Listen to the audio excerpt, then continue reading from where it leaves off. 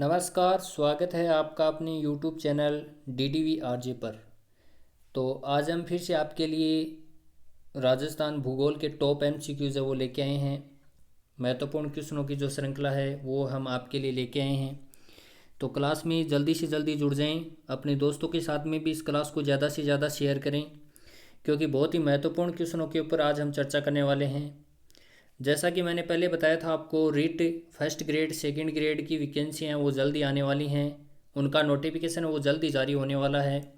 तो अपनी तैयारी में जुट जाएं, तैयारी में लग जाएं अपनी, क्योंकि वैकेंसी आने के बाद में जो एग्ज़ाम है वो जल्द ही क्या है बोर्ड के द्वारा आयोजित है वो करवा लिया जाएगा। तो इसलिए अपनी तैयारी में जुटे रहें। साथ में ही मैं आपको एक बात और बता देना चाहता हूँ, SSC GD की जो वैकेंसी है उनका भी नोटिफिकेशन है वो आने वाला है जल्द ही। 5 सितंबर से SSC GD के जो फॉर्म है वो अप्लाई ऑनलाइन जो फॉर्म है अप्लाई होने स्टार्ट हो जाएंगी। तो तैयारी में आप जुटे रहें, लगे रहें।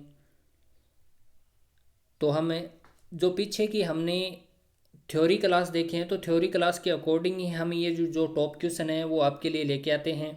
तो आप पीछे का जो क्लास है उसको देखें। अब इस क्लास को हम स्टार्ट करते हैं और पहले क्वेश्चन की ओर यहाँ चलेंगे। हम पहले क्वेश्चन के ऊपर चर्चा करते हैं, बहुत ही महत्वपूर्ण क्वेश्चन है। तो पहले क्वेश्चन पे हम यहाँ चर्चा कर लेते हैं। राजस्थान में निम्न में से कौन से जिले मुख्यतः बीड़ प्रभावित हैं, यानी बीहड़, जिनके अंदर बीहड़ है, बीड़ नहीं है बीहड़ है। पहला ऑप्शन है कोटा, सवाईमाधोपुर, धौलपुर। दूसरा ऑप्शन है बांसवाड़ा, डूंगरपुर, जैसलमेर। तीसरा ऑप्शन है भीलवाड़ा, डूंगरपुर, राजसमंद।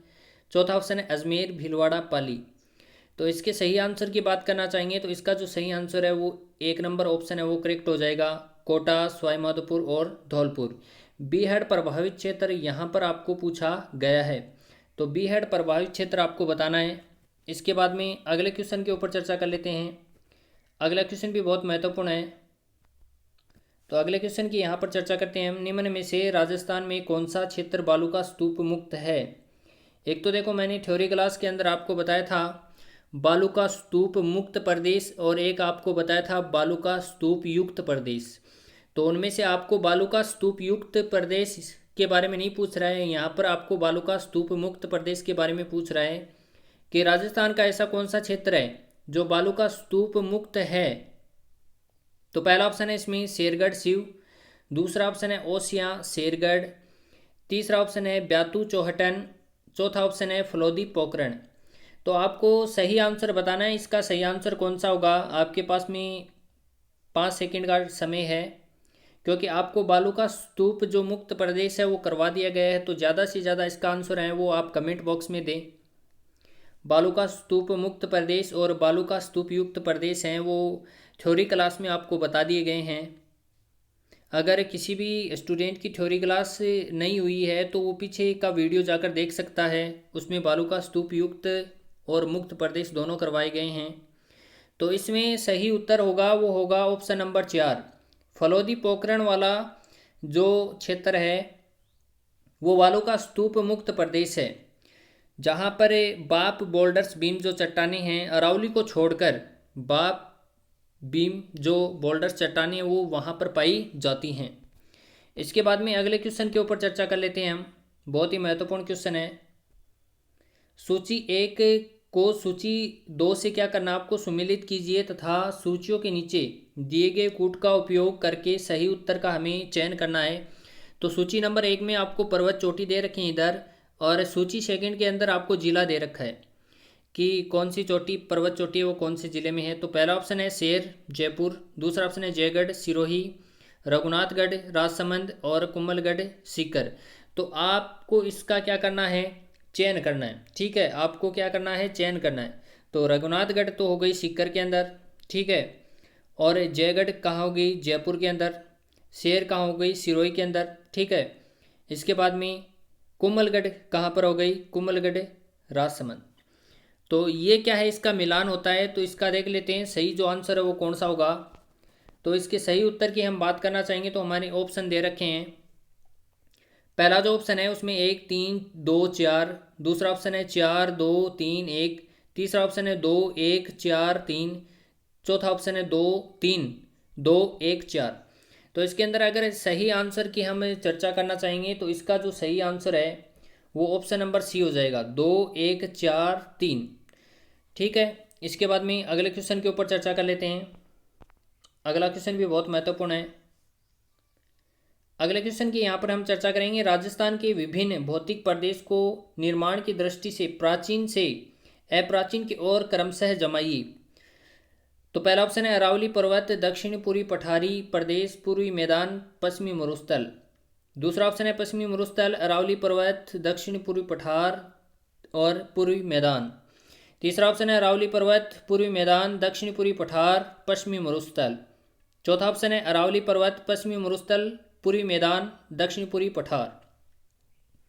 तो इसको प्राचीन से अप्राचीन की ओर क्या है आपको क्रम से जमाना है। तो इसके सही आंसर की बात करना चाहेंगे तो इसका जो करेक्ट आंसर है वो 1 नंबर ऑप्शन है वो करेक्ट हो जाएगा। 1 नंबर ऑप्शन है वो करेक्ट हो जाएगा, अरावली पर्वत, दक्षिणी पूर्वी पठारी प्रदेश, पूर्वी मैदान और पश्चिमी मरुस्थलीय प्रदेश। तो 1 नंबर पर आपको पता है अरावली पर्वतीय प्रदेश का निर्माण हुआ था, 2 नंबर पर दक्षिणी पूर्वी पठारी प्रदेश, 3 नंबर पर पूर्वी मैदान और 4 नंबर पर पश्चिमी मरुस्थलीय प्रदेश का निर्माण हुआ था। तो ये बात है वो आपको ध्यान में रखनी है। इसके बाद में अगले क्वेश्चन के ऊपर चर्चा कर लेते हैं, बहुत ही महत्वपूर्ण क्वेश्चन है। भैंसरोडगढ़ अभयारण्य किस पठार पर अवस्थित है। तो पहला ऑप्शन है मेसा का पठार, दूसरा ऑप्शन है ऊपरमाल का पठार, तीसरा ऑप्शन है लसाड़िया का पठार और चौथा ऑप्शन है मानदेसरा का पठार। तो आपको इसका आंसर है वो कमेंट बॉक्स में ज़्यादा से ज़्यादा देना। आपके पास में 5 सेकंड का समय है, क्योंकि भैंसरोडगढ़ जो अभयारण्य है इससे संबंधित मैंने नदी भी बता दी आपको। जब नदियों का टॉपिक हमने पढ़ा था तो भैंसरोडगढ़ के बारे में आपको बातें बताई गई थी। अगर जिसका भी ये टॉपिक नहीं पढ़ा हुआ है तो वो पीछे के जो वीडियो हैं वो ज़रूर देखें।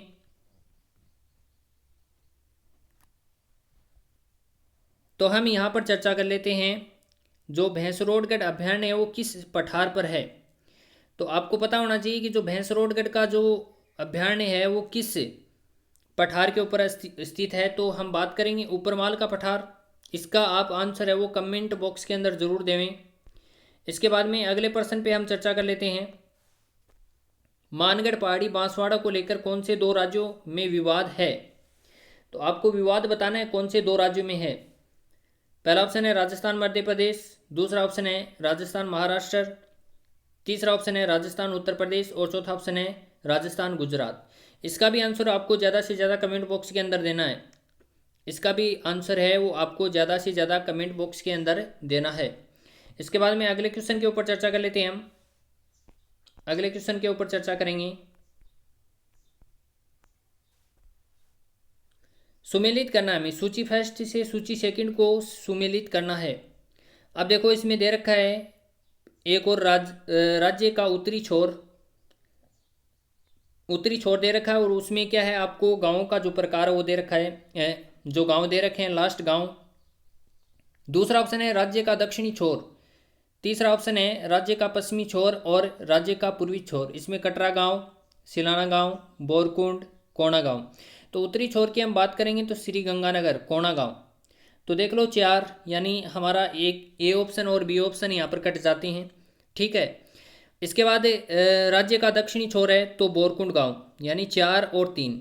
4 और 3 किस में आ रहे हैं तो सी जो ऑप्शन है वो इसके अंदर करेक्ट हो जाएगा। सी ऑप्शन है वो इसके अंदर क्या हो जाने वाला है, करेक्ट हो जाने वाला है। तो यहाँ पर सी ऑप्शन है वो करेक्ट हो जाएगा, 4 3 1 2। ठीक है, ये मिलान कर लेना आप। इसके बाद में अगले क्वेश्चन की ओर चलते हैं। तो अगला क्वेश्चन भी बहुत महत्वपूर्ण है,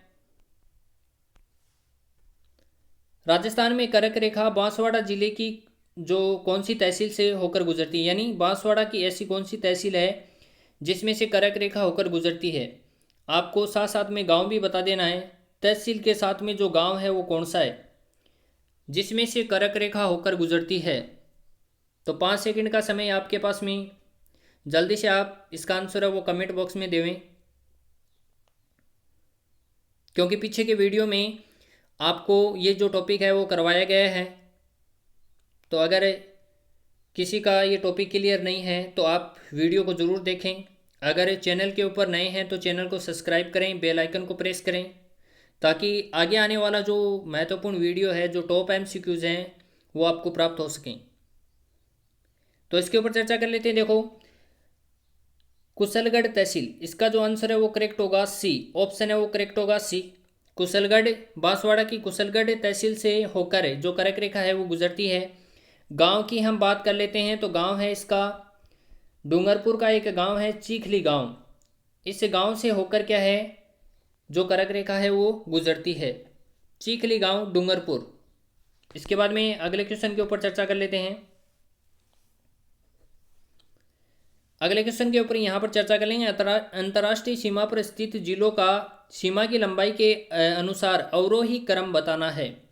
अवरोही क्रम आपको क्या है यहाँ पर बताना है, बड़े से लेकर छोटे की ओर यहाँ पर आपको बताना है। अवरोही का मतलब बड़े से लेकर छोटे की ओर, ठीक है। आरोही का मतलब क्या होता है, अवरोही और आरोही क्रम। तो अवरोही का मतलब तो हो गया बड़े से छोटे, और आरोही का मतलब हो गया छोटे से बड़े की ओर। तो यहाँ पर पहला ऑप्शन आपको दे रखा है जैसलमेर, बाड़मेर, गंगानगर, बीकानेर। दूसरा ऑप्शन है जैसलमेर, बाड़मेर, बीकानेर, गंगानगर।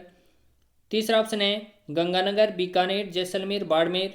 चौथा ऑप्शन है बाड़मेर, जैसलमेर, बीकानेर, गंगानगर। तो इसका आपको करेक्ट आंसर बताना है। आपके पास में 5 सेकंड का समय है। ज़्यादा से ज़्यादा आप आंसर है वो कमेंट बॉक्स में देवें। तो इसके सही उत्तर की अगर हम चर्चा करेंगे तो इसका जो सही उत्तर है वो ऑप्शन नंबर 1 हो जाएगा, जैसलमेर, बाड़मेर, गंगानगर और बीकानेर। तो ये जो ऑप्शन है ये करेक्ट हो जाएगा 1 नंबर। आपको वीडियो कैसा लगा ये कमेंट बॉक्स के अंदर ज़रूर बताएं, और ज़्यादा से ज़्यादा चैनल को सब्सक्राइब करें, बेल आइकन को प्रेस करें, ताकि आगे आने वाला वीडियो आप तक पहुंच सके। धन्यवाद।